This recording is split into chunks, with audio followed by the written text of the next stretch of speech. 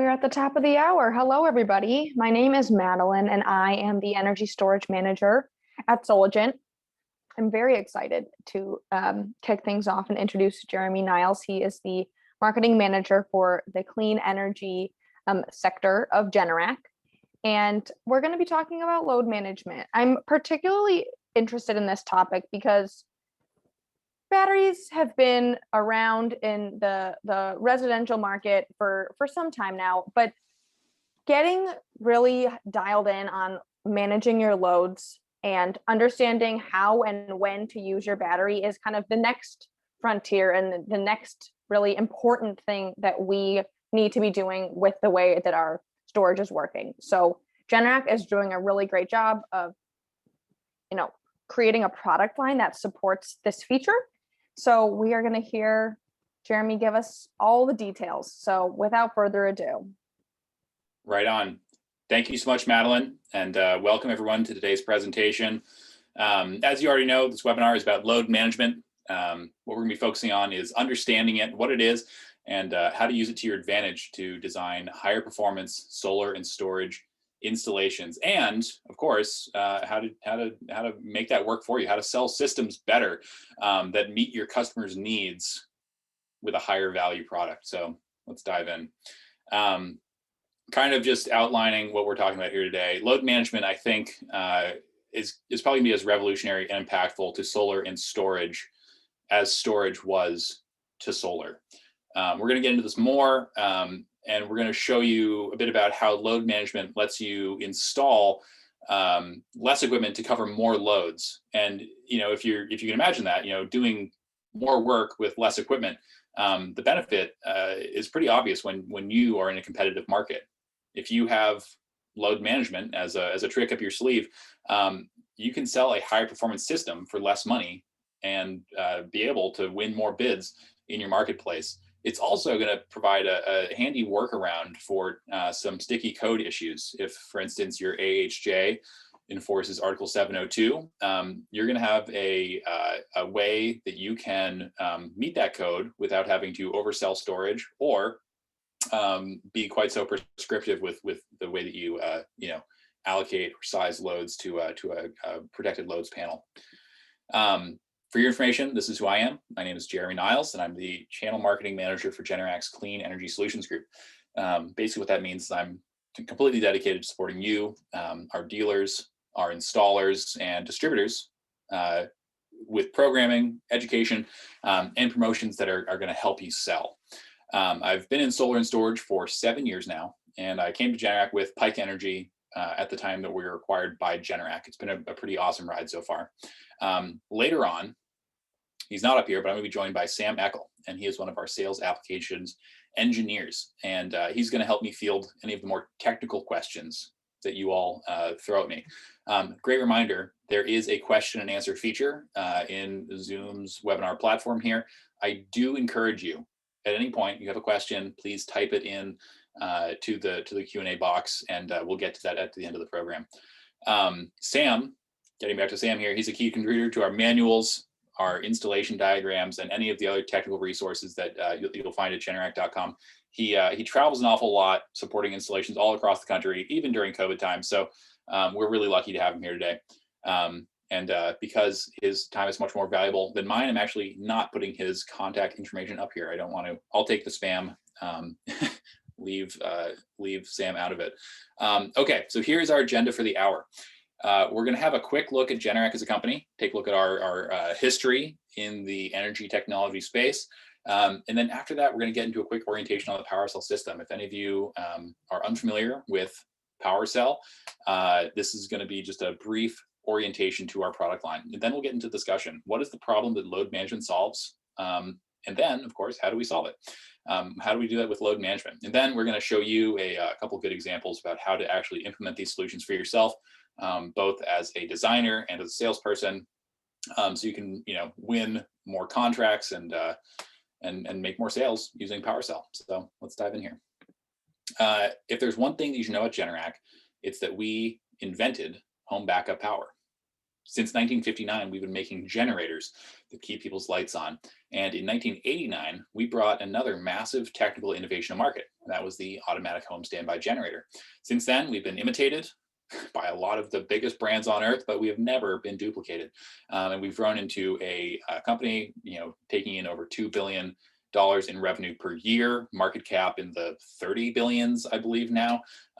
We just entered the Fortune 500 list, and we have an installed base of over 2 million units in North America, which is amazingly pretty close to the number of residential solar installations that we have here in the United States.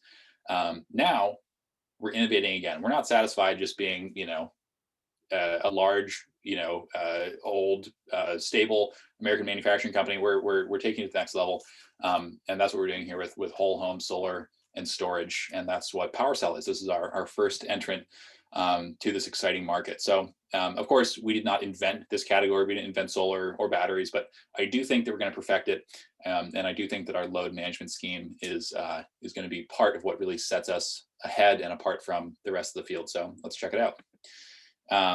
This is the PWRcell system, and just a brief overview of each component. Right here, we have the PWRcell battery. This is our energy storage solution. It's indoor, outdoor capable, and it's incredibly easy to install thanks to its modular architecture. This is sort of like an enclosure, and inside of it, you can put anywhere between 3 and 6, wow, that's not much of a square, 3 and 6 battery modules. Nothing in this system weighs more than 75 pounds, so it's incredibly easy for just 1 or 2 people on a crew to install. It's very high capacity, and it's larger configurations when you add more modules, and it's extremely powerful as well.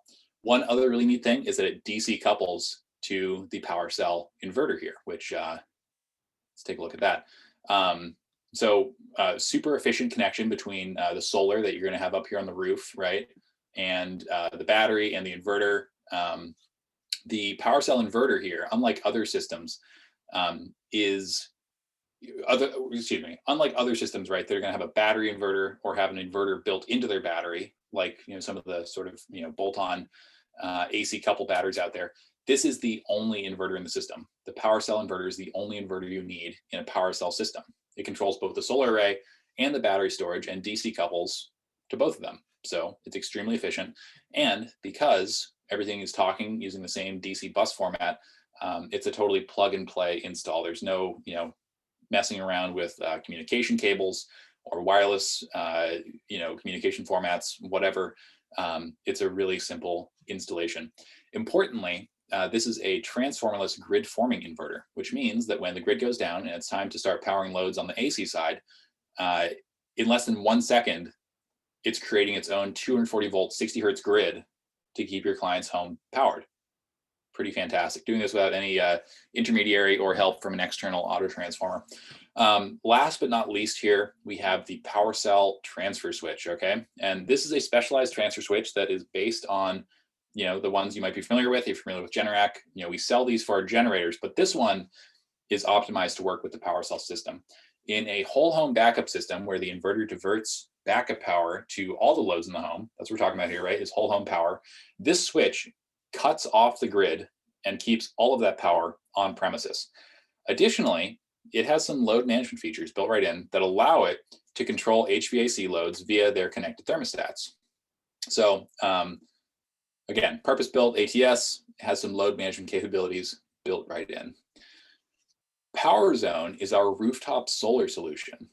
This is different than a lot of the MLPE or module level power electronic solutions that you're familiar with, largely because it uses a lot less or many fewer complex components on the roof. Installation is faster as a result, and it's more robust. It has far fewer points of failure.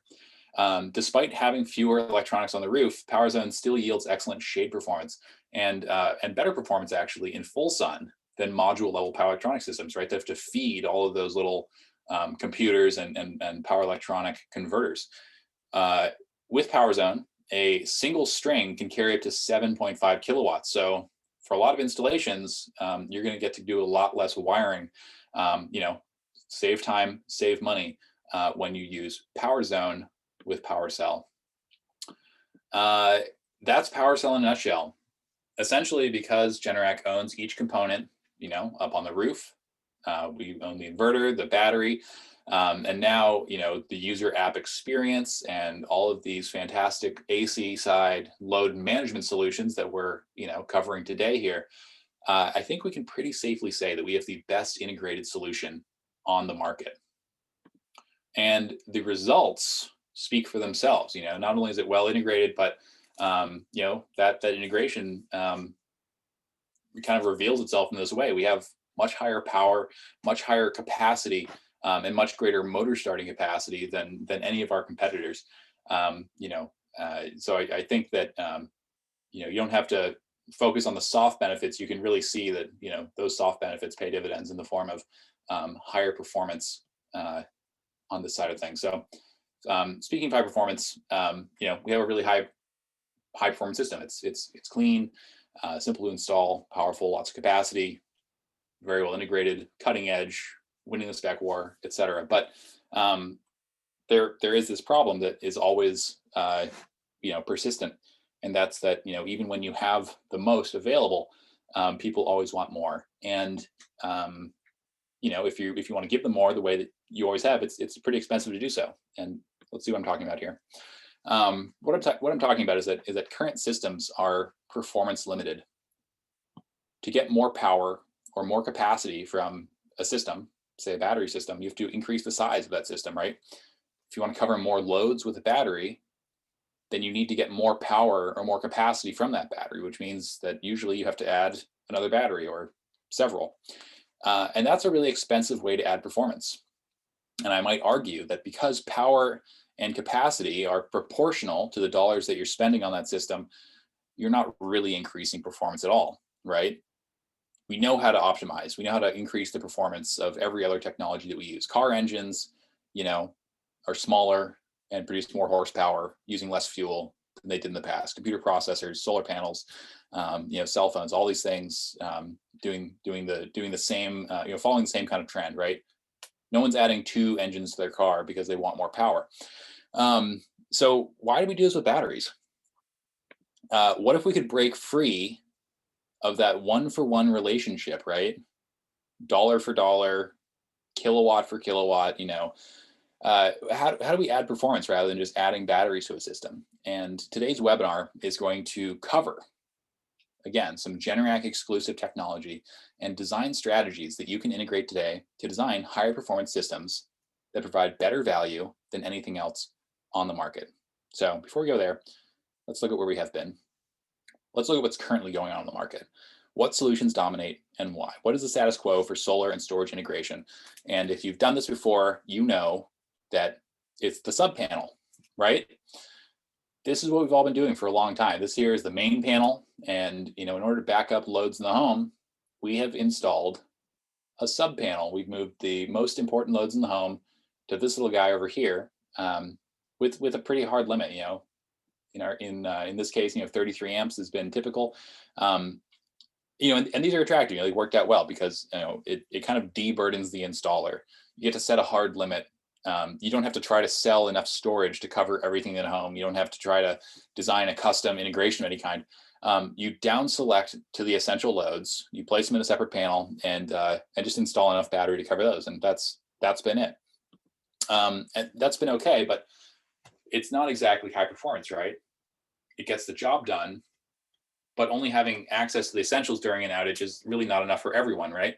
We're getting out of the phase, right, where solar and storage is just for early adopters, solar enthusiasts, that kind of thing, and getting to the point where Generac's omni-channel marketing, we've got infomercials running across Middle America, during prime time. So new people are getting exposed to this technology, seeing its benefits, buying it. And more and more people have higher expectations. So, in a sub panel installation, what if there's a multi-day outage and your customer encounters a scenario that you did not plan for? You probably, as a professional, do a lot of pre-planning, working through different scenarios, trying to determine what goes in that sub panel. It would be understandable for you not to put the laundry circuits, right, or the air conditioning, or the garage doors, or maybe even forget the security system, in that essential panel. But after a week of power outage, someone might, want to do a load of wash, right? Furthermore, if code permits you to put more loads in the subpanel than the battery can serve simultaneously, right? A major risk without load management is that you're going to brown or black out the battery with no recourse during that outage. Many batteries don't actually have the ability to recover under their own steam, under solar power. The only thing that can bring them back up is the grid. And the only thing worse than a power outage, right, is being in a power outage with an out of commission backup system. A very disappointing situation to be in. So for PWRcell, because we are bigger and have more capacity and more power, running just the essentials looks, pretty good. It's not bad.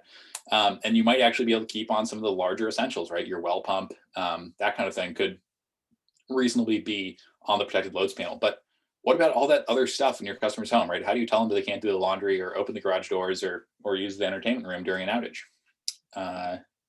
Tough stuff. For people who can afford it, one answer has been to just buy more additional capacity, right?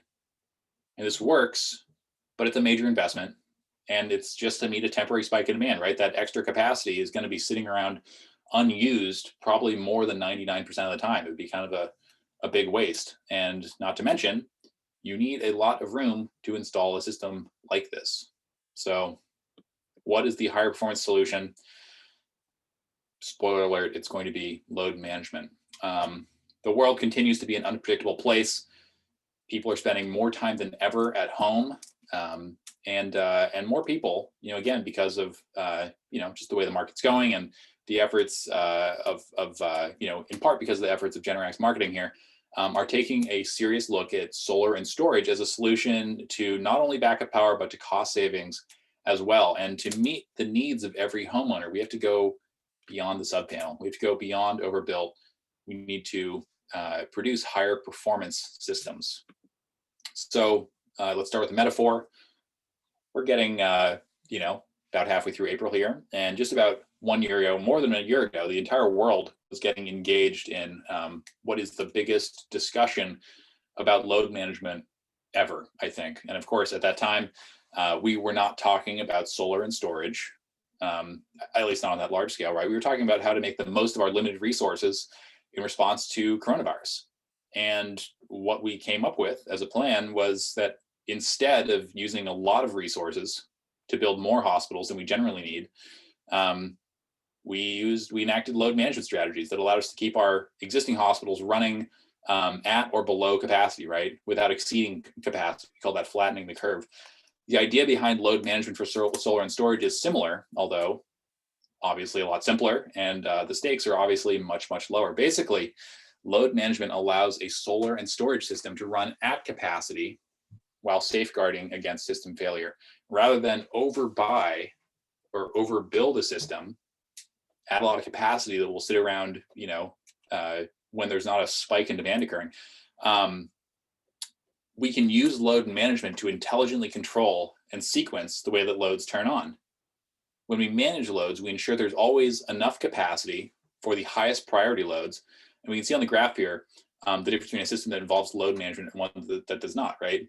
In red, you have this big old spike in demand, right? But that exceeds capacity. And that, in the case of an electronic system, a backup power system would probably knock out the system and you wouldn't get anything out of it after this point.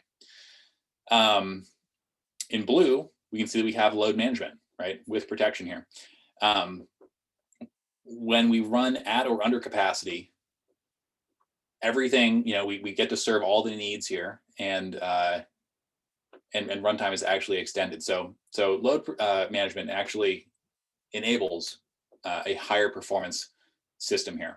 By preventing all the loads from turning on at once, we ensure access to power for all loads just over time, right, over the course of the outage event.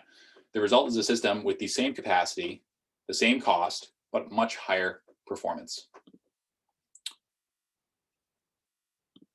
So now that we know some about why load management is important, let's talk about what it is. And broadly speaking, load management technologies prevent the circuits from drawing more than the backup power system can serve. Even though some loads will be prevented from running simultaneously, A good load management system will not prevent any loads from being run during the course of the outage, okay? Unless, of course, that load really has no business being on an outage. Hot tubs, pools, that kind of thing might want to be prevented from running completely. But existing load management solutions are generally not perfect and fall into a couple of broad categories. Let's explore those here. So smart panels are one type of load management system that you may have heard about. Basically, these are internet-connected distribution panels that replace an existing panel. They're very sleek, but they're also pretty complex, and they're also super expensive, not only as hardware, but when you consider the amount of electrician labor that it takes to retrofit all the home circuits to this new panel, it can really add up. I saw a Wired article recently about a span panel installation that took 9 hours, and I believe it was a retrofit, but still 9 hours. That's a lot of time to pay an electrician for. Another popular but low-tech form of load management is called load shedding. And load shedding is usually achieved using low voltage relays. This is kind of a more DIY, approach to load management. Basically, what happens is when the grid goes down, relays open and loads are shed. That's it. They don't turn back on until the grid comes back. This is a little bit better than a sub panel, but it's not much better. You don't have a separate panel, but you're not getting those loads at any time during the outage, and there's no intelligence, controlling how they go off. Just the binary, is the grid on or is the grid off? Generac has a third option available. It's cheaper and easier than a smart panel, and it's much smarter than load shedding. So let's check it out.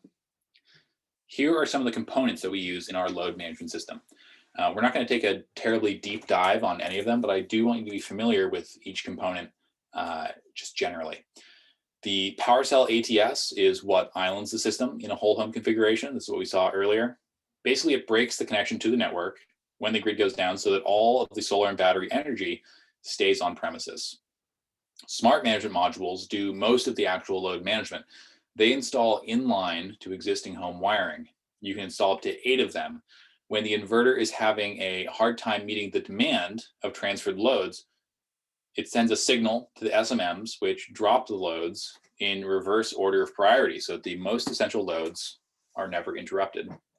Lastly, we have the Sure Start HVAC accessory right here. Basically, you connect this to an HVAC unit, and it drastically reduces the locked rotor amps or surge or startup surge on AC units, meaning that starting a 3-ton AC, even when there is base load in the home, is no trouble for even a single PWRcell battery. So these are some of the components of a higher performance load management system. Nobody believes me when I say how easy SMMs are to install. So I want to give a couple examples right here. Basically, they install in line with the home's existing wiring. They can go next to the panel if you have room, or they can just install, like as you see here on the right, to existing conduit or to existing, home circuits in some other part of the home, either near the panel or far away. They're incredibly flexible because SMMs don't require a control wire of any kind. They receive all their signals from the inverter over the home's existing wiring. So installation is really very simple. So here's some of those components, again, just laid out. When the grid goes down, the automatic transfer switch, or ATS, is going to island away from the grid, keeping all the battery and solar power on premises. That's what you're seeing here. No more connection to the grid. The essential loads, you can see that these are green. These should never, these are the essential loads. These should never lose power, okay? And non-essential loads, what they're going to do is basically share the balance of the power that's left over. So how that works, they basically take turns depending on how much power is available. Smart management modules basically control these managed loads, pausing them to yield power to higher priority loads. So you can see that the hot water heater wants to start. The AC unit is going to turn off, and the hot water, if it has a higher priority, can turn on. So let's check this out in a different way. Another visual example showing you the difference in function between a sub-panel setup and a load managed whole home setup. On the right, we've got 9 kilowatts of loads that can be protected with our load management solar plus storage system. And on the right, we also have 9 kilowatts of loads. 4 circuits here, 4 circuits there. The big difference is that when you use a load management system, you're not restricted to any particular set of loads, right? We've got 4 circuits here still, but they're the same circuits. We're now backing up 4 different circuits here. The only restriction, right, is that the loads that run can't exceed the system's backup capacity, which in our case is 9 kilowatts continuous for a single PWRcell M6 battery. As long as the loads don't exceed that 9 kilowatt number, the home circuits will function as normal, and the homeowner will not have to change their behavior whatsoever. And this is a major benefit of load management. Your customer gets to operate in their normal way and have access to all of their loads, safe with the knowledge that their system can't be overwhelmed by any combination of those loads. This is a higher performance system than a sub-panel setup. So let's take a look at this functionality one more time. What happens when loads do exceed system capacity, right? 9 kilowatts in our example again. For instance, you're running all the essentials and you have the hot water heater going, and then the AC unit decides that it wants to cycle at the same time that all those other loads are running in the home. You can see here we have our circuits divided into 2 categories. We have managed on the bottom, essential up top, and the essential loads are not managed, right? They don't have any load management connected to them. These are the SMMs that are providing the load management for the AC unit and HVAC. We're going to see how these act here in a sec. In this example, basically, when utility power is lost, let's get some utility power in here, right? You can see that the essentials are running. You can see that the hot water heater is running. Imagine that the grid is currently down here, and then let's say that the AC unit wants to start. However, it's got that high LRA, remember? This is going to stress out the system, all right?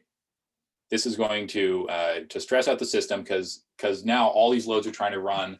That big LRA is trying to draw more from the inverter than it has. So what happens is the inverter signals the SMMs to drop loads. So it does that. And then the loads are repowered in order of priority. So basically the hot water heater is paused and power is given back to the AC unit first, so we can start up, and quite likely after it gets over that big LRA hump, there will be enough power left over to potentially run both the AC unit and the hot water heater in addition to the essentials. If not, those loads will be paused again. But what's important to note here is that these essential loads are left completely unaffected by the load management that's occurring between these large loads down here. All right. Sure, lower priority circuits, these managed loads here might have to wait, for there to be power available, either for essentials to turn off or higher priority managed loads to turn off. But there is always power available for what you need. That's not going to get taken away by, the hot water heater. It's also worth noting that load management can provide a clean solution to compliance problems. If your HJ enforces NEC 702, then you may have had to have been very strict with the way that you size your sub panel. You may have had to sell more storage than you wanted to cover loads. Well, there's a second part of this code, part B, that basically says that if you have a load management system in use, that the battery only needs to be as big as the maximum load that'll be connected or transferred by the load management system. The load management system, remember, prevents the local load from exceeding the battery's capacity. And that means that if you size your unmanaged or essential loads to, meet or be less than the battery's power, and attach the rest of the loads in the home to load management, then you can keep everything in one panel and still meet code. So a very tidy workaround to this requirement. Let's talk about selling and winning jobs with load management. We've gone over in depth, what load management is, why it's important, how it works, but let's see how you can put this to good use to win more work here. In this section, we're going to cover some of the processes that you can employ to start selling and designing load management systems that compete with and outperform unmanaged systems of equal or even of larger size. And these are your basic steps, okay?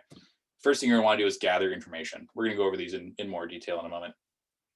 You'll do this during your sales consultation. You can do this over the phone, or you can do this in Zoom, or do it in person. That's probably the best way to do it, but obviously, we're in a transition period right now, and that's not always possible. Next, you're going to want to work with your client to determine what loads are essential.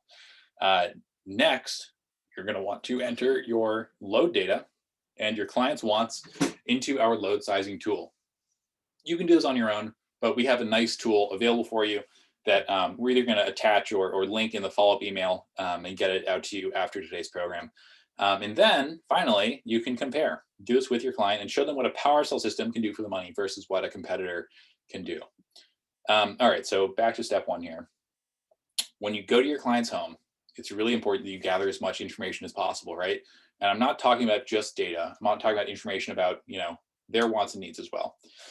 You're probably already accustomed to getting utility information and probably roof measurements when you go out on solar sales calls. But if you're new to selling storage, you'll have to go a little bit further. And here's the basics. Basically, make a list and take photos. Just basically document all the loads in the home. And going as detailed as the number and type of light bulbs that your customer has is going to pay dividends in the end. Taking photos or making a record of the distribution panel like we have here on the left. Taking photos or again making detailed records of the data labels on large appliances like stoves and hot water heaters and AC units is also important. And next, maybe most important of all, talk to your client, right, about their preferences, their needs, that kind of thing. If you live in their area, you might have a pretty good idea of what they're looking for already. But ask them, like, what are their backup concerns? What kind of outages are they worried about? And what time of year do outages typically occur? This conversation may have a major impact on the strategy that you choose to apply and can potentially unlock some additional performance or cost savings for your customer. Imagine this. If your customer's outages are only going to occur in the fall and winter, let's say they have access to a public water supply, they live in a single-story home, you're probably not going to have to worry about sizing the system to run a well pump or an AC unit, right? Those things are either out of season or taken care of by the city. So you might have to, or you might be able to rather, get away with less battery capacity and less load management equipment installed. Conversely, if they live in PG&E territory in the Bay Area or the North Bay, let's say they drive an electric vehicle, they have a well pump. If they anticipate wildfires in the near future, you might be in for a more intensive system design and load prioritization process. So a couple of different scenarios that will look different in your design process. So let's imagine that you've taken good notes. You have your list of loads from step one. You took all that good information. Let's start prioritizing them. Let's see how these shake out now. You already spoke with your customer as well, so you know what their needs are, and you can get down to business. Again, keep in mind that people's needs vary. Geography, installed appliances, people's access to water and need for AC and that kind of thing vary. So this is just an example. All right. Like I said, in the follow-up email for today's presentation, there's going to be either a link or an attachment for a tool that you can use. And that'll make sense in a couple slides when we give you some examples of that tool. All right. So first thing on our list of loads here is the lights, and everybody needs lights. Furthermore, lights are a 120 volt load typically. So even if we wanted to manage these loads, we could not. SMMs are really only for 240 volt loads. So these are going to be a shoe-in for the essential or unmanaged load category. Next, we have outlets or receptacles, which, similar to lights, are a 120 volt load, and we're going to really want to have all those on anyway. That's so we get our Wi-Fi, we get our security, we get our lighting lamps in the home, cell phones, laptops, all that kind of thing can all stay powered. So these are for sure going to be in the essential category or unmanaged category. Next up is laundry, and I put this on here not really because it's a priority or an essential to have during the average outage, but because it's one of the heftier 120 volt loads that you'll probably encounter. So this is going to have to go in the essential category. That said, you should definitely talk to your customer about behavior during an outage. They don't necessarily have to avoid doing laundry, but they should know for sure that it is a good way to eat up a lot of battery energy during an outage if to do laundry. Next, kitchen. In an outage, we have to, go back to basics, prioritize the things that really matter, hierarchy of needs type stuff, right? Food, water, shelter, safety, and we have to keep the fridge running. So the kitchen is definitely going to want to go unmanaged.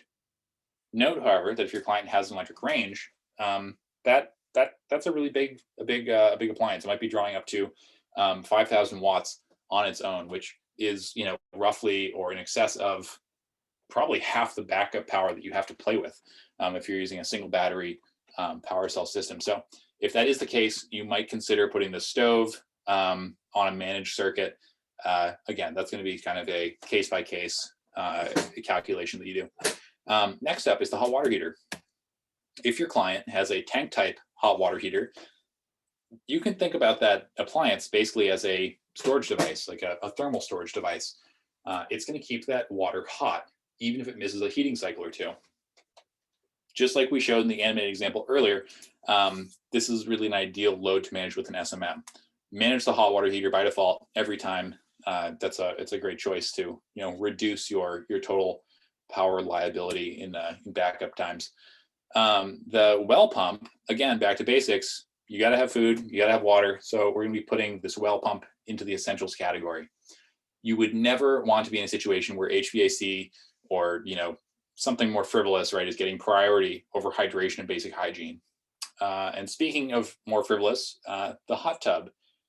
Where might we put this? The hot tub is probably the first thing we've talked about today, where we might want to go beyond managing the load and go so far as to prevent this load from running during an outage to preserve battery energy. The smart management modules, right, our SMMs, actually allow you to do this. They have a function that lets you lock out a load when the grid drops, kind of like a load shedding system, so that the load can't even turn on when the grid is down. That's a pretty good idea to do with a hot tub. That's going to soak up a lot of juice. So just to be clear, you could keep this on, but I don't really recommend it, as a best practice. All right, next here we have the sump pump. The sump pump is one you'll really regret not having enough power for when it needs it. So I would say be sure to keep it unmanaged and essential in your loadout. All right, last but not least is the AC unit, and our system is unique because it features, our system being PWRcell is unique because it features enough power to start a 3-ton AC unit. And this is really great because, for a lot of folks in warmer parts of the country, the AC unit is considered an essential load. That said, I live in Maine. I might not have the same appreciation for this that a lot of other folks do. I would personally do everything possible to put this appliance in the managed category because it is a huge energy hog and can gobble up energy pretty quick. So remember, you can run control wire from your thermostat to the PWRcell ATS, and you can control HVAC loads in a very elegant way using our system. So I would recommend doing that each and every time. So that's it. That's the rough cut of our load plan, and let's check out our work here. What we're seeing on the right is an Excel tool that we make available to our installers and to all of you on the call here today. I think you're going to find that it's pretty intuitive. In fact, I do have a pre-filled version available. If you want to send me an email, I can give that to you. It may also be attached in your follow-up email. So just if you're really interested in having the pre-filled version and you don't get in the email, please let me know. So first up, this is really easy. Just put your project information up here at the top. Your name, phone number, job size, or job name, service size, that kind of thing. And then you're going to start entering your load data on the left. And what's cool about this sheet is that it actually has a lot of assumptions, a lot of good assumptions, furthermore, baked in. And you can just tweak these to meet your needs. Most of the appliances that you're going to need are already listed. Some that you probably won't down here are also listed.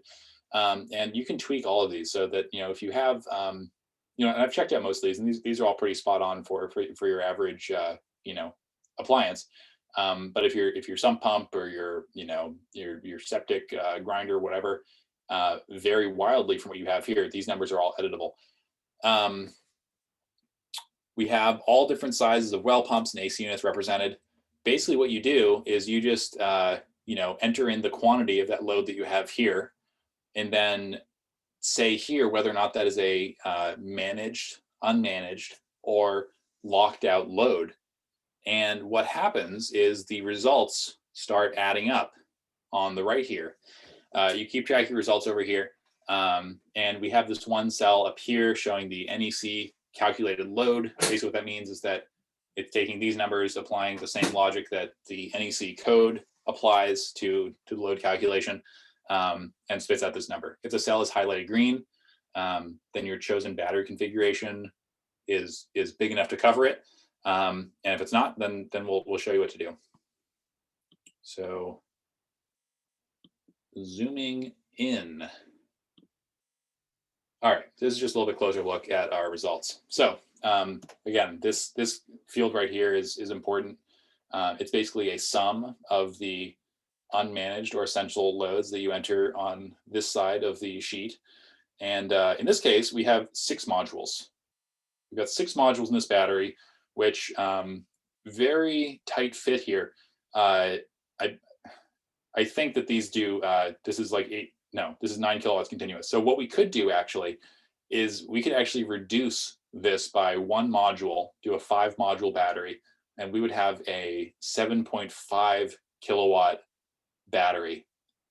Depending on your application, that might be cutting a bit close, just 2/200ths of a kilowatt away, but that is something you can do.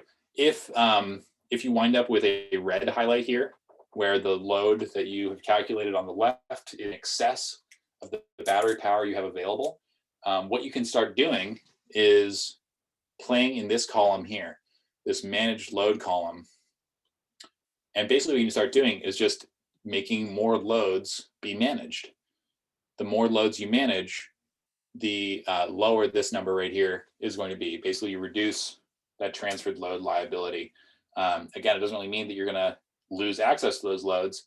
It just means that you're going to be within NEC guidelines for calculating your load size. You also have this field right here, which is the estimated ESS duration. This is a very, very rough estimate at how long your ESS or your battery storage system is going to last with the loads that you've defined. And the way that this works is it takes the basically your NEC calculated load, and it guesses that that this is going to run about 20% of the time, and then it determines how long the kilowatt hour capacity of the battery could last for. So in this case, 12 hours. This is not really like a scientific approach to estimating runtime, but it is a good place to start a conversation with your customer. It's an opportunity to say like, oh, I guess I'm adding too much battery storage potentially, and I could sell less and have an easier time, introduce less sticker shock into the sale, or if your customer is adamant that they want more based on this number, that's a great time to upsell. So use that to your advantage. And just my 2 cents on this: 12 hours is plenty of duration. That's plenty of time to plenty to get through the night and into the next day when you can recharge that battery. So I would honestly be shooting for a number like 12 hours kind of by default there. So yeah, that is the intro to our load sizing worksheet there. Let's compare now. We're not going to show you any dollar figures. The good people at Soligent here can do that, but we are going to show you what equipment will yield what result, so you can take that information back to Soligent and get a quote. Basically, because PWRcell uses load management, we're able to put our single battery to better use, right? Higher performance, remember? You can use fewer batteries to cover a larger number of loads. This is a higher performance setup that fully utilizes capacity and prevents overload. If you were to go with, say, a Tesla, in addition to waiting for a year, you would also need to add probably 4 or 5 batteries to outright cover the same loads in a single panel, meeting 702, that our single battery with load management can cover, on its own. And again, covering, powering, kind of different things, right?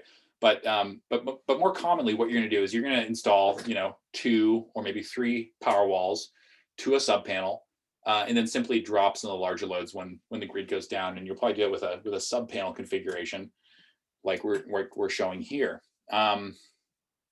Even with all those batteries, without load management, some unfortunate coincidence, right? Like the hot water heater and the AC unit turning on at the same time could black out that system, which may or may not be recoverable when the grid goes down.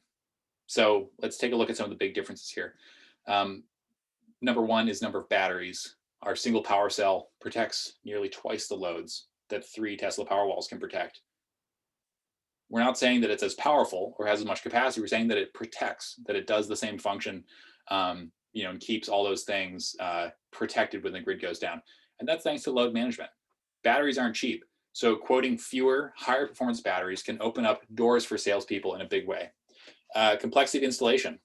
If you go back to Soligent after this webinar, ask for a quote, you'll probably see that there's more line items in our BOM.